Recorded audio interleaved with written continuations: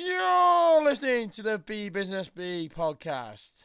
Buzzing for business. Welcome to the BeeBusinessBee Podcast. Coming up in this week's show, find out why every little really does help for Tesco and why George Osborne has had to delay his spring sale. All this and much more coming up in today's podcast. The BeeBusinessBee Podcast. The best business podcast not on the radio. Tesco were in the news this week for delaying payments to its suppliers in the hope of improving its financial position.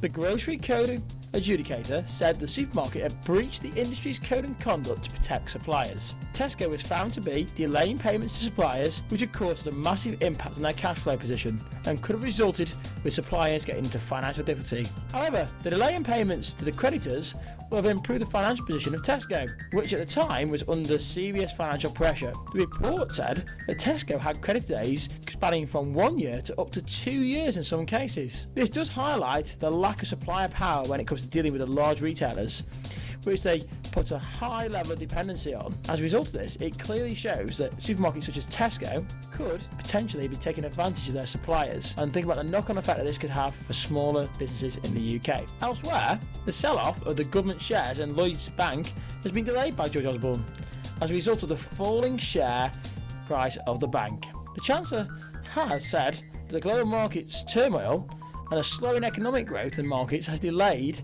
the reason for the sale. The taxpayer actually owns under 10% of the bank, and it was hoped that any sale would actually raise £2 billion for the government to spend. The current share price of each share for Lloyds Bank is currently 64 pence. However, the government paid 74 pence per share when it rescued the bank, and in October the share price was actually 78 pence. That would have given the government a small profit. The Chancellor will be worried that if he sells the shares too cheaply, then he'll be accused of costing the taxpayer money, whilst private investors will benefit. Of course, this is a great debate, because should the taxpayer get back every single penny they paid for, or is the Chancellor right to hold back and try and get the maximum value for the government? Of course, in the short term, this may mean that they need to borrow more money. You're listening to the BeeBusinessBee Podcast. Buzzing for business. In or out, it's the great EU debate.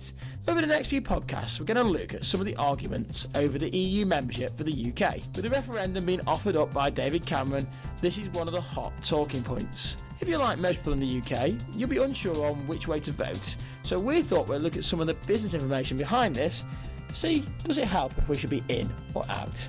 In this show, we're going to look at who are the largest UK export partners, as exporting is a great way to increase the amount of money that is coming into our economy. The concern of those fearing a UK exit from the EU is that we will lose the ability to trade with the EU without having to pay tariffs that are in place to protect the EU from cheaper trade from outside the European Union. However, who were our largest export markets? Now, the latest data I could get hold of was from November 2015, and that suggests that the largest UK export market was actually the USA with £3.5 billion worth of exports.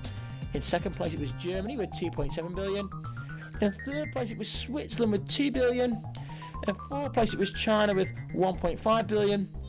And in fifth place it was Ireland with £1.5 billion, so that's joined to the bottom. There are only 2 EU members in that list, which could suggest that the UK would not be greatly affected by some of the concerns that have been made about if we left the European Union. However, you could argue that with Germany being the second largest partner, then that could potentially be a concern. In that list there was only Germany and Ireland who are actually EU members. The USA, Switzerland and China are not members of the European Union.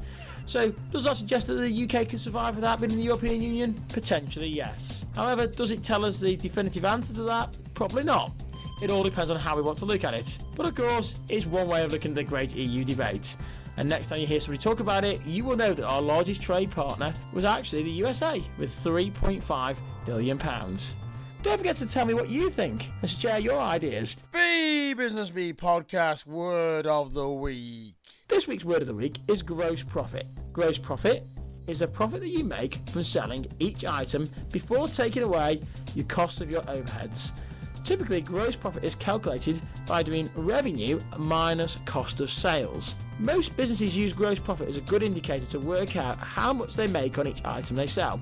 If you look at my webpage, we did some calculations for gross profit of supermarkets, and we found that typically supermarkets are making around 5 to 6 pence gross profit on each item they sell. What does that mean? Well, that means every time you buy an item for £1 in a supermarket, if the gross profit margin was say 6p, that means that they make 6p profit on each item they sell. Of course, that's not their final profit, because then they have to take away all their other costs, their other overheads that they have to pay, such as their rent and the salaries and the utilities that they have to pay to operate the store.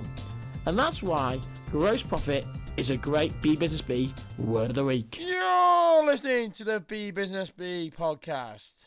Buzzing for business. Okay, that's it for this week's podcast. Don't forget to follow me on Twitter. It's at BeeBusinessBee. Give me a like on the Facebook page. And don't forget to subscribe to the YouTube channel. Also, if you've got any topics you want me to cover, please feel free to share them, because I'm always willing to take on new ideas and include them in a future podcast. And until next week, keep buzzing. You're listening to the BeeBusinessBee Podcast.